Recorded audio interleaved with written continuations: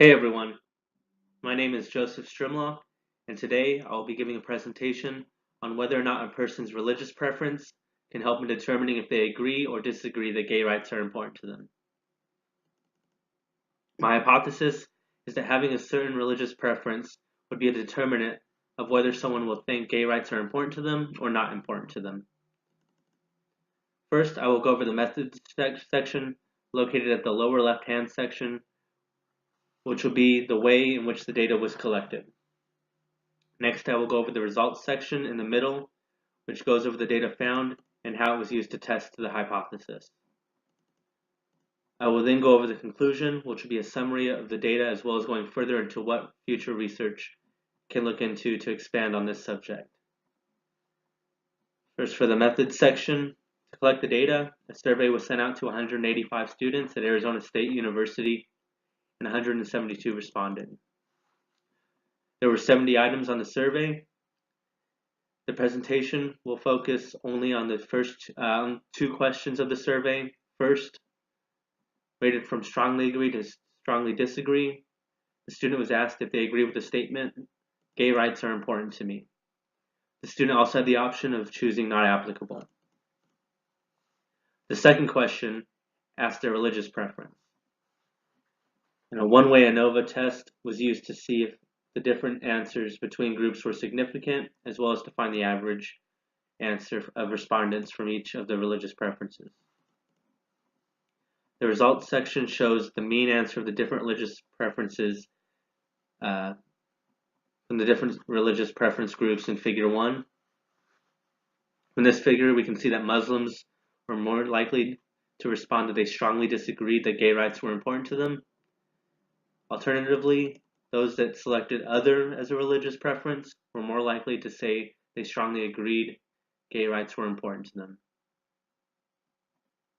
Using Table 1, taken from the one-way ANOVA, we can see the p-score says that the difference between groups is significant. Looking at the conclusion section now, we can see that the data supports the hypothesis that religious preference can be a determinant in whether someone thinks gay rights are important to them or not. Overall, most students agreed that gay rights were important to them.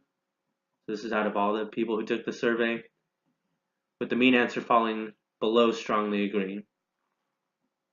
The largest group in this religious for the religious preference options were other, which accounted for 100 out of the 172 students who responded to the survey. So because this group is so large, future studies might want to separate other to include different religious preferences more than what this one looked into, as well as giving the student the option to answer no religious preference, which this one did not. This would help to see if people of no religious preference have a difference on this topic than people who do carry a religious preference.